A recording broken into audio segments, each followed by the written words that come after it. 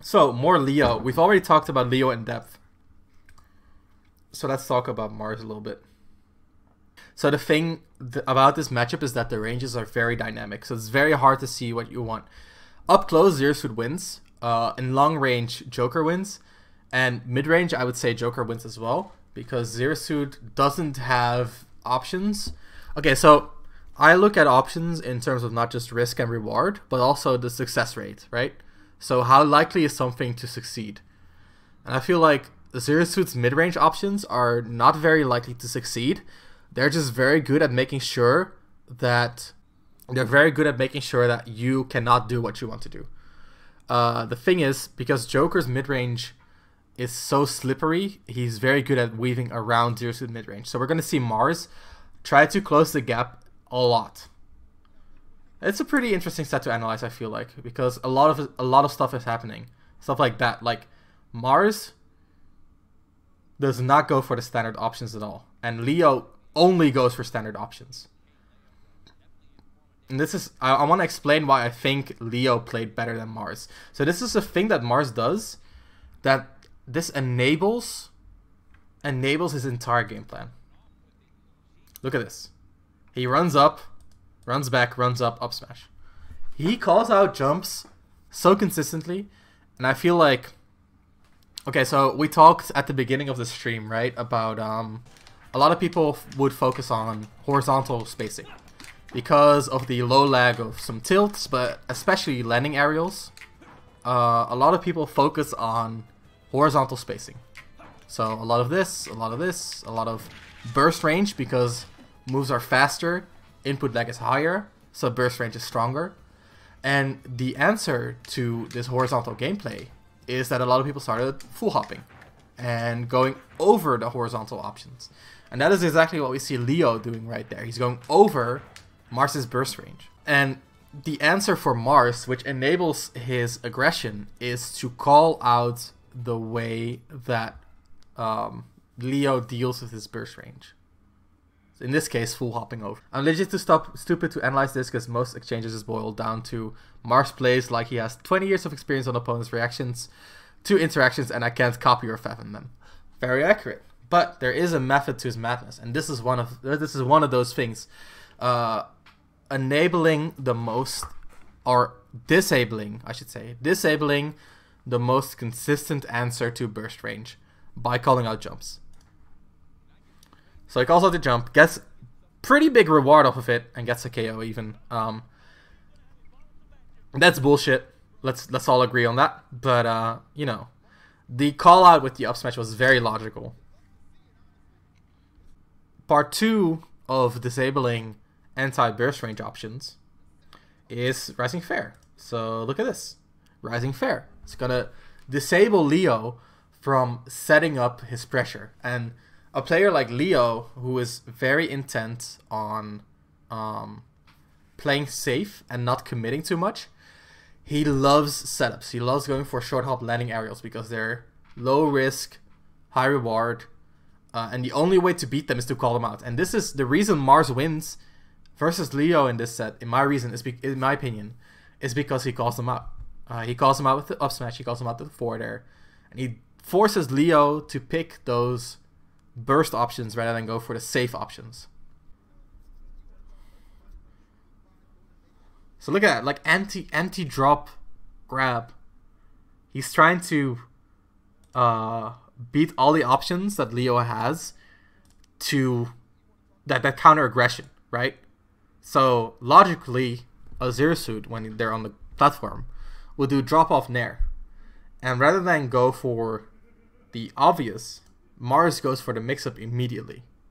And I think that is what enables Mars to play so aggressively, and why people think he plays so weird.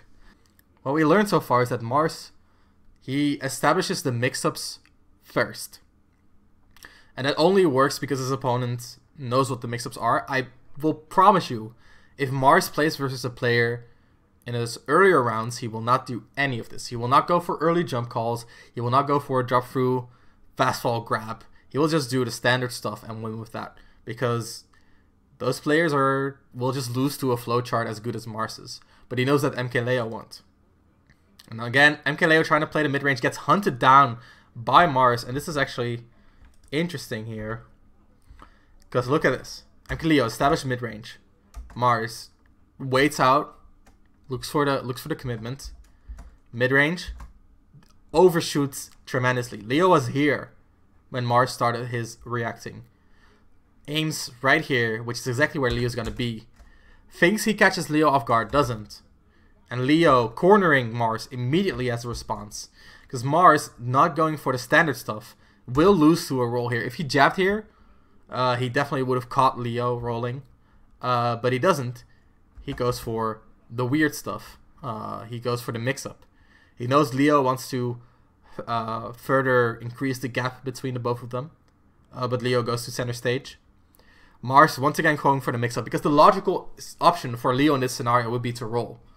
It is the most low risk, high reward in relation to other options, of course.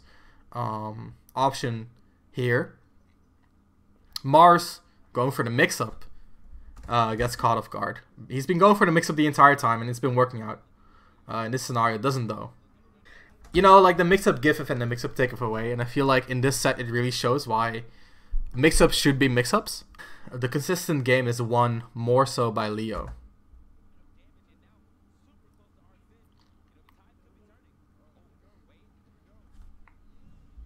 Stuff like that, right? Like,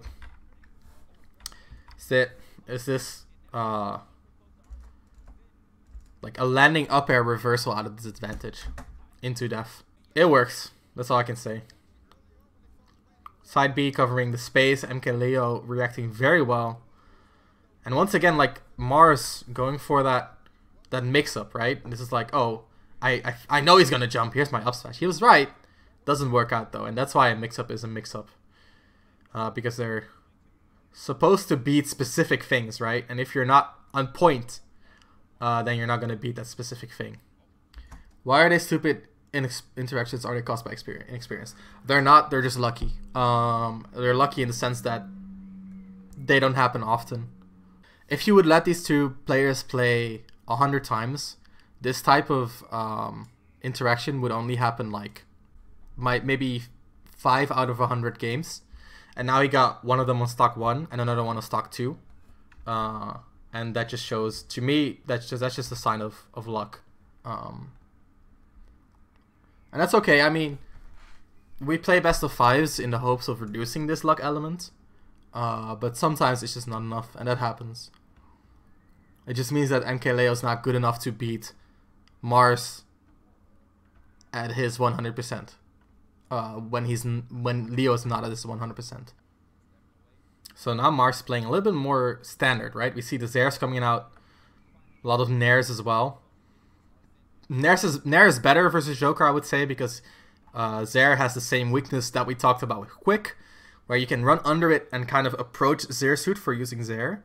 Nair is less likely to hit, but has less risk to it as well, plus higher reward. And versus Joker, you don't want the risk that Zair brings with it. So this stock is actually played pretty well by Mars. He's using his movement a lot to mix up his timings. Nice reaction right there. Look at that empty hop roll. A lot of empty hop.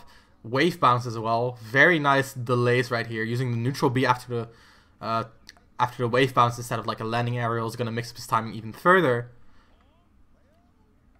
Not going to be enough. And that's another one of those reads, right? Now there's a standard play. That's very good. Very good baseline that Mars has. So a lot of these games are very much the same. But I feel like we pretty much discussed the core of Mars's game plan. So I'm going to close it out for now.